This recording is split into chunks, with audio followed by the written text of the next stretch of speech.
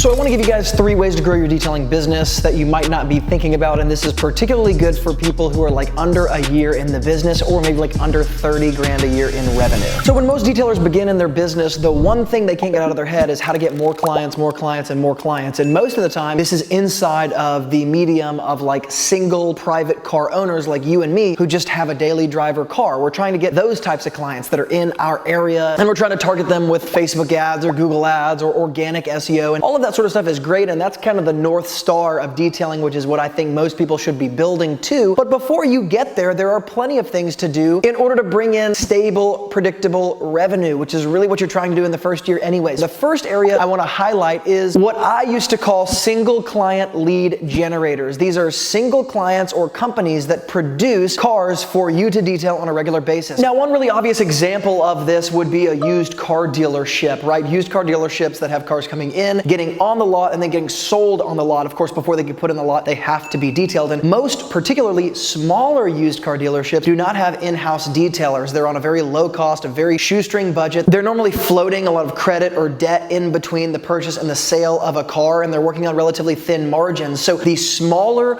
local used car dealerships are generally people who, on a third-party basis, hire out detailers. And one of the easiest ways to get in touch with these people is to just knock on the door, let them know who you are, try to figure out what their needs are, and get your foot in the door that way. Now, for those of you who need to have clients and you need to have them fast, I suggest you focus on a private business owner who brings in cars and sells them on a sort of bulk basis, but they're still a small business owner. So this would be like a really, really small version of a used car dealership. And I can tell you guys a story of a relationship that I had with a guy like this early on in my business. At about 2 years into my detailing business, I had one particular detailing customer who referred me to a friend of his who was one of these individuals who bought and sold about 20 cars per month. So he was really just a flipper, but he did it on a larger scale than most individual flippers who do it part-time. So basically the deal was he wanted me to come and detail each car for about $150 across the board. Of course, in most detailing businesses, you can't say I'm gonna charge $150 per every car because you have sometimes a small 2-seater Porsche come in or a large SUV Suburban. But the deal was he didn't want me spending more than about an hour and a half on each vehicle anyways. And so it brought my hourly rate to about $100 an hour, and it gave me very consistent business for about 8 months before I outgrew him and had to refer another detailer to him who needed that type of work. Now, the second type of relationship you can build as a 1-year, 2-year detailer without having a bunch of regular clients calling you because they find you on Google or something like that is what I call the affiliate relationship. So in most cities or towns, there are other sort of what I would call peripheral services to detailing that other businesses are operating and serving their clients with. So these are things like collision repair centers, body shops, sometimes even services like window tinting that sometimes detailers also offer, but are often individual services that are run only in that particular area of expertise. So many window tinters only do window tinting. And obviously all of these types of businesses have customers come to them and need detailing as well. That's a peripheral service to detailing. Many people who are getting a collision repair also want their car detailed, or people who are getting their windows tinted, they also want their car detailed. One of the easiest places to find the businesses in your local area who are doing this is to simply show up at things like car shows or to join certain Facebook groups. And building loose relationships with some of these people is a really easy way for them to fill a gap in their own business, which is their own customers asking them, hey, where can I get a detail? Where can I find this guy? Where can I find that guy? And a lot of those guys don't have good answers to that. They don't have good referrals when it comes to detailers. And so if you can fill that gap for them, they get to feel like they're answering their customers' questions in this really good, trustworthy way, and you get to receive the business. And in fact, a lot of detailers that I know who are starting out pay kind of a low flat fee rate per referral that comes in from these body shops. It can be difficult to track certain numbers if you're paying like a % on the sale on a commission basis to people who are referring people to you. And so often a low flat fee rate just between you and them is a really easy way for them to get the referrals to their customers, the customers to get the detailer they want, and you to get the lead for a very, very, very tiny cost per lead if the relationship gets set up that way. And the last type of relationship I would suggest for guys who are starting out is to build relationships with people who are in the car sharing industry. This is not something that I did in my business like I did with the first 2 things I suggested in this video, because the car sharing industry wasn't really at its peak the way it is now when I was starting in the detailing business. But about 3 to 4 years ago, when I was still taking a lot of new clients, many of my new clients were Uber or Lyft drivers, and what ended up happening is when one of them came, 10 of them came in, because not only do you have, one college student driving Uber who has 20 friends in college with them that are driving Uber, and you just get referred around around to all of them. Nowadays, people are making literal full-time businesses out of driving Uber and Lyft by combining their services. And so my wife and I just flew back from the beach, but on our way to the airport, the guy driving us there was just an independent contractor for Uber, right? But he and like 5 other guys teamed up and kind of built this ride-sharing lead generation business off of the Uber user interface. And so they were using Uber to get all of the leads, but they were sharing the leads when they came in. So tapping into small groups like that who are literally using 5 to 10 cars every single day to shuttle people around. And because they're getting so much business because they're sharing the leads, they're constantly having to have those cars detailed. You can be that third-party independent contractor who gets hired by them to take care of that for them, and it can be a very serious, predictable revenue stream for you as you're starting out without you having to worry about spending a bunch of money on ads and trying to do things without having the capital to kind of test things and figure out what works. There you go, guys. Those first 2 things I gave you were things I actually did for about 2 to 3 years in the beginning stages of my detailing business, and I just slowly weaned off of those things as I had a more clear direction of where I was going and who I wanted to service in my community with my detailing business. The last one, like I said, isn't something I've actually done professionally because I just never needed to, because the car sharing industry wasn't where it is today, but it's something that I see a lot of detailers doing. I think it's really ingenious, and it's really just the same thing I'm talking about boxed in a little bit of a different package, finding one single client who can bring lots of leads to you, and it's not necessarily through some online platform like Google or a social media channel. If you guys are building your detailing businesses and you got some value here, make sure to smash the like button because, well, you got value. So just give me a like button back. And as always, guys, from Luke here at Wilson Auto Detailing, thanks for being involved. And remember, a great detailer is always learning.